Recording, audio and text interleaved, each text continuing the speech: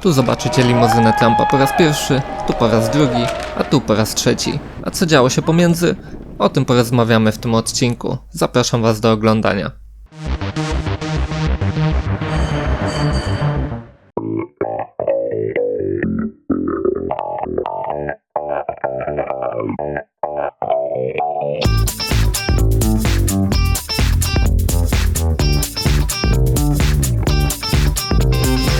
Wszystko zaczyna się w środowy wieczór, kilka minut po godzinie 21 i zamykane zostają ulice prowadzące do trasy przejazdu prezydenta Trumpa z lotniska Chopina do hotelu Marriott przy Alejach Jerozolimskich.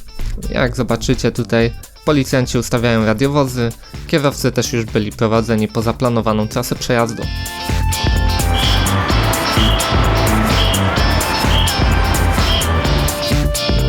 Tutaj widzicie też pojazdy nadzoru ruchu tramwajów warszawskich, które już zamykały i ewakuowały ostatnie tramwaje, które mogły przejechać tym ciągiem. Na wyświetlaczach pokazano informacje o wyłączonym ruchu tramwajowym i dostępnej infolinii oraz stronie internetowej ze szczegółami zmian w komunikacji. Celem przejazdu Trumpa w środowy wieczór był hotel Marriott, zlokalizowany tuż przy dworcu centralnym, przy Alejach Jerozolimskich, praktycznie w centrum miasta. W ochronie tego obiektu zobaczycie również osoby znajdujące się nawet na dachu tego hotelu. To był czas, kiedy jeszcze tramwaje kursowały Alejami Jerozolimskimi, ale już za kilkanaście minut ruch tramwajowy został wstrzymany, wyłączane było napięcie w sieci trakcyjnej i wszystkie tramwaje kursowały objazdami. Sam hotel był otoczoną twierdzą, widzicie barierki ułożone dookoła tego obiektu. Przy trasach przejazdu wyłączono też system roweru miejskiego Veturilo. Zobaczycie tutaj zaklejone stacje, a także punkty dokujące rowery. Równocześnie wyłączano sygnalizację świetlną, przełączano ją w tryb światła żółtego migającego, żeby policjanci mogli spokojnie kierować ruchem, który jeszcze przez ten obszar mógł przejeżdżać.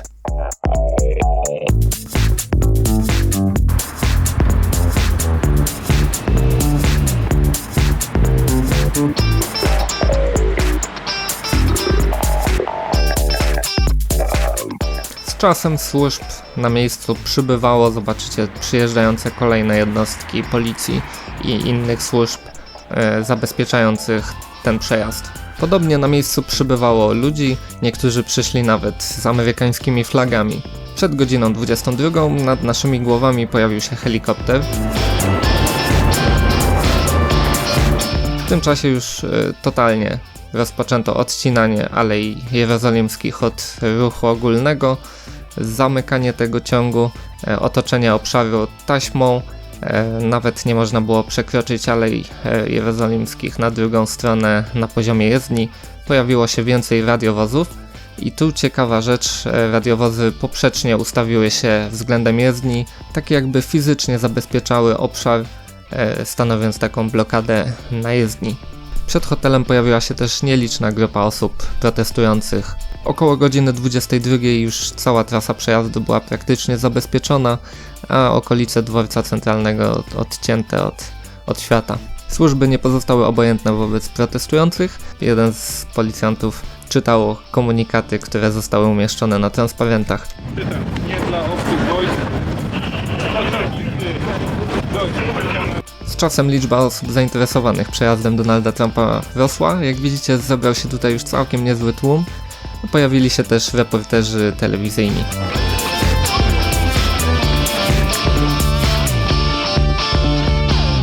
I mamy godzinę 22:42, gdy na horyzoncie pojawia się kolumna pojazdów z prezydentem Stanów Zjednoczonych. Pojazdów było całkiem sporo, ponad 50 czy 60 nawet, ale wydaje mi się, że to nie była najdłuższa z kolumn do zobaczenia w czasie tej wizyty.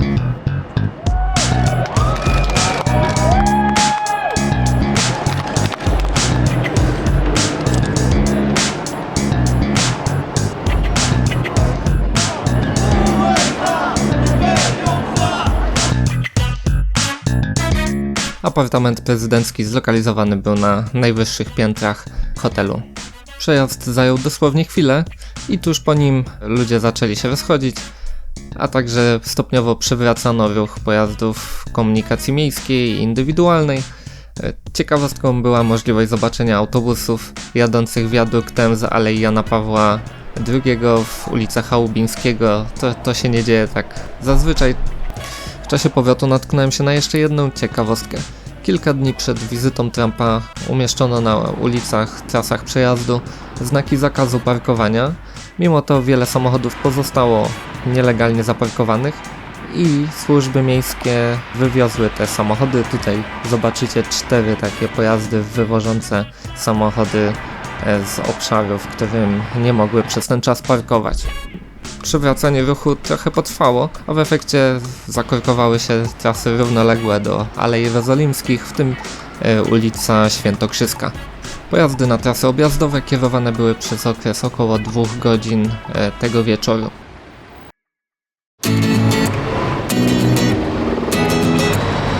I już mamy drugi dzień. Tutaj zaczęło się z przytupem od zatrzymania ruchu tramwajowego w Alei Jana Pawła II, a mieliśmy godzinę za 10:09. Był to mniej więcej czas, w którym prezydencka kolumna miała przejeżdżać z hotelu Marriott do Zamku Królewskiego.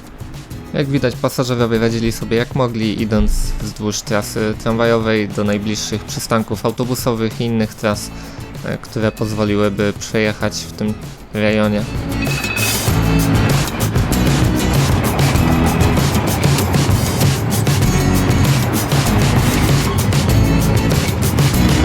I już przemieszczamy się w stronę Starego Miasta. Tu po drodze jeszcze zobaczymy rozjazd nakładkowy, wykorzystywany w czasie remontu trambus pasa na moście śląsko-dąbrowskim. Nakładka jest wykorzystywana, żeby móc skrócić ruch tramwajów do metra Ratusza Arsenał, a dalej już zapewniona jest zastępcza komunikacja autobusowa. I idąc dalej dotarłem do Placu Zamkowego, który też już w dużym stopniu był odcięty przez służby zabezpieczające szczyt Trójmorza. Co chwilę przejeżdżały jakieś kolumny pojazdów, ale mimo wszystko, gdy kolumny już nie przejeżdżały, można było przejść na drugą stronę ulicy, przejść obok. Fajnie, że zapewniono możliwość przejścia, a nie odcięto tego obszaru zupełnie od dostępu dla ludzi.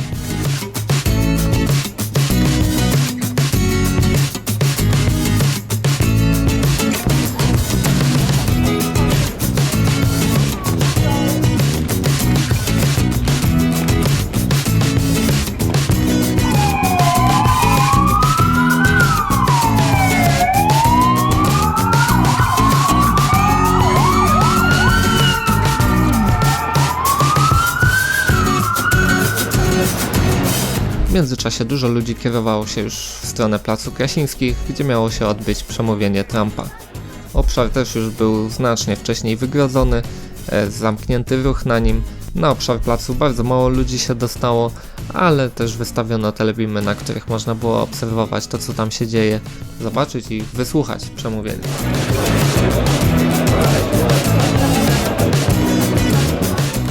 Tutaj pamiątkowa fotka z żołnierzami amerykańskimi. Tymczasem od drugiej strony Placu Krasińskich też odbywało się wejście dla ogółu, a także dla VIP-ów. Tutaj autokarami przyjechali być może posłowie czy senatorowie, tak mi się wydawało.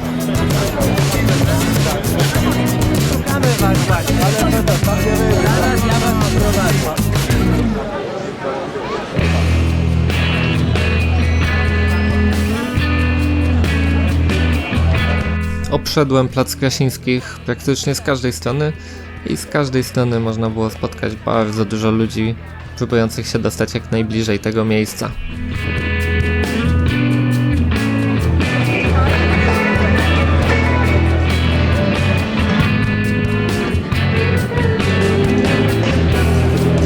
A z kolei od strony Zamku Królewskiego i od strony Wisły czekała już kolumna prezydenta Trumpa. Tymczasem pod zamkiem odbywała się jakaś debata, a na uliczkach Starego Miasta po raz drugi zobaczyłem kolumnę prezydenta Trumpa. W tym miejscu to wyglądało całkiem efektownie. Ta kolumna była wyjątkowo długa.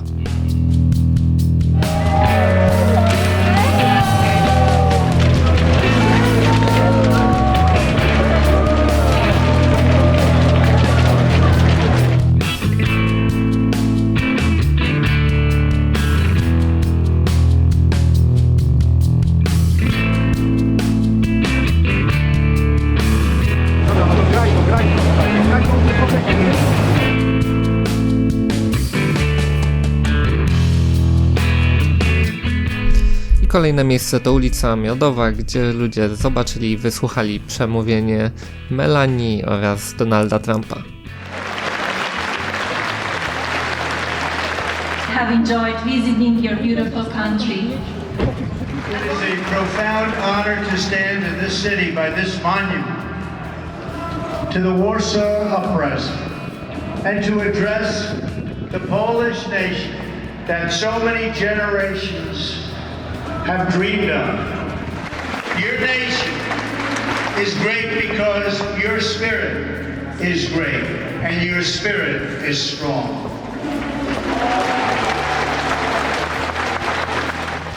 Tu mamy przemówienie, ale zwinąłem się z tego miejsca trochę szybciej, żeby zobaczyć objazdy na planowanej trasie przejazdu w kierunku lotniska Chopina.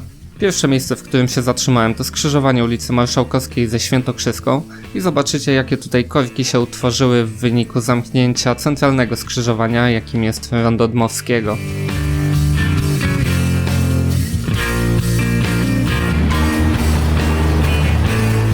Na przystankach z kolei pojawił się pojazd nadzoru ruchu ZTM, który informował pasażerów o tym, że komunikacja tramwajowa już nie kursuje.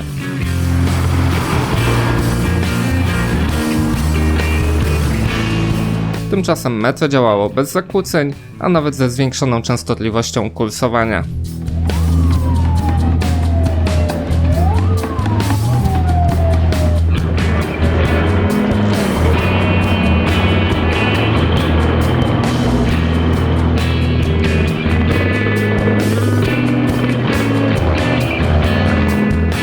Rondo Dmowskiego już było otoczone służbami, podobnie ciąg Alei Jerozolimskich, którymi miała przejeżdżać kolumna prezydenta.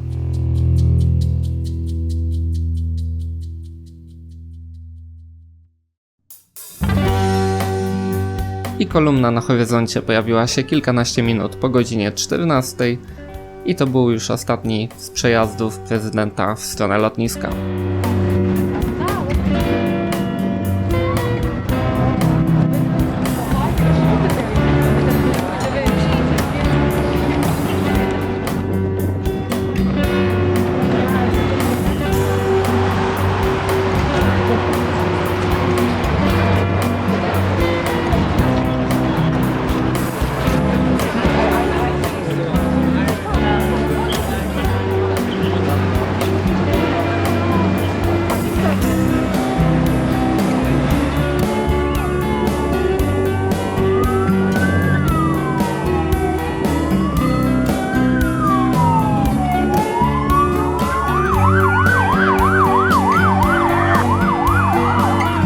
Około 10 minut później na rondo wjechały pierwsze samochody i stopniowo przywracano ruch na całym ciągu Alei Jerozolimskich. Warszawa szybko musiała wrócić do ruchu, żeby być gotowa na popołudniowy szczyt komunikacyjny. Tymczasem wielkie dzięki za uwagę i do usłyszenia następnym razem. Cześć!